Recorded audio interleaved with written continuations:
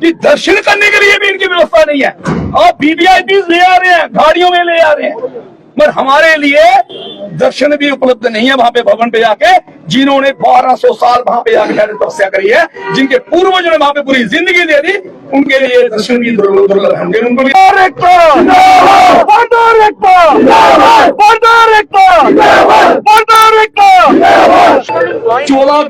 के अंदर माननीय प्रधानमंत्री जी हमारे यहाँ पे आए।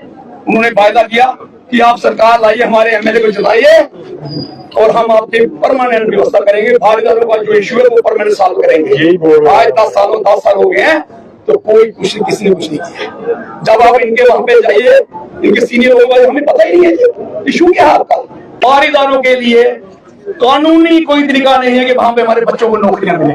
श्राइन बोर्ड डोनेशन लेती है बाहर के लोगों से और उनको अनगिनत एसएसवीपी दर्शन देती है, और हम बारीदार जिनकी वो कुल देवी है, हमें वहाँ पर चैन से पूजा करना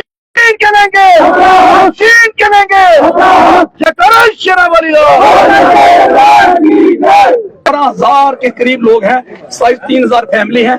तो मुझे लगता है 3000 फैमिली के अंदर अगर आप 10 बंदे लेके चलेंगे तो 30,000 लोग में 18,000 तुम्हारा वोटर है। तो ये सारी की सारी व्यवस्था हम लोग देखते थे, हमें वहां से निकाला गया।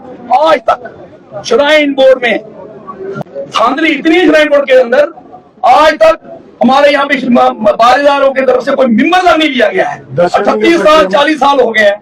और मैं सबसे बात ये आपसे कहना चाहता हूँ, आप उनसे कहिएगा। एसडीएम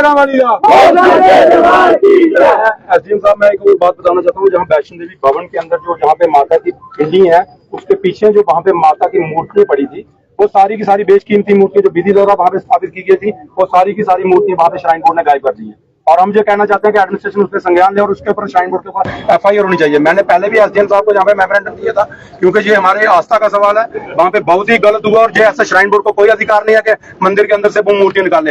हमारी वैष्णो माता हमारी कुल देवी है, और जहाँ पे जिस किस्म की दादागिरी चल रही है, ये श्राइन बोर्ड बिल्कुल अपने आपको सरकार समझ रहा है। ये सरकार का फर्ज बनता है कि कम से कम श्राइन बोर्ड को नकेल कसी जाए, वो अपने दायरे में रहे, और जहाँ पे लोगों के रोजगार के ऊपर वो अपनी पॉलिसी चलाता है। हर चीज पे श्राइन बोर्ड ने दादागिरी डाली। और ये मैं आपके माध्यम से सरकार तक ये पहुंचाना चाहता हूँ। आप कम से कम काजी साहब को ये बताइए, सरकार को बताइए कि यहाँ पे हमारे मंदिर की मूर्तियों के साथ खिलवाड़ हुआ है, और वो बेशकीमती मूर्तियां जो कहाँ पे हैं वो हमें बताना चाहिए। हमने पहले भी पिछले एसडीएम साहब को मेमोरेंडम दिया था, आज तक उसका जवाब नहीं आया। हमने डीसी साहब को मेमोरेंडम दिया था, जवाब कुछ नहीं आया। तो हम मीडिया भी ये सुन रहा है और पूरी जनता सुन रही है। हम आपसे जवाब चाहते हैं कि वो मूर्तियां चोरी कहाँ की गई है, किसने की है, क्यों की गई है, ये सब हमारे पास आना चाहिए। इसीलिए हम आपको बता रहे हैं।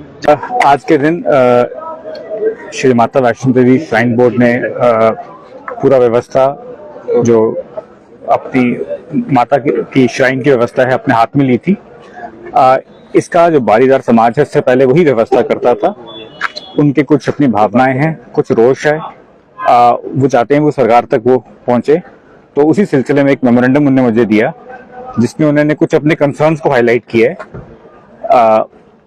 एक सभ्य समाज के अंदर वो एक व्यवस्था है कि जहां पर वो सरकार को मेमोरेंडम के माध्यम से अपनी बात पहुंचाते हैं, कुछ कंसर्न्स पहुंचाते हैं। कुछ उनके पूजा के राइट्स के इशू हैं, कुछ उनके एम्प्लॉयमेंट के इश्यूज हैं, कुछ उनके दर्शन में दिक्कत हो रही है कुछ लोगों को, तो उसके इश्यूज हैं। तो ये मैंने उनकी बात बड़े ध्यान से सुनी, उनका मेमोरेंडम से लिया है।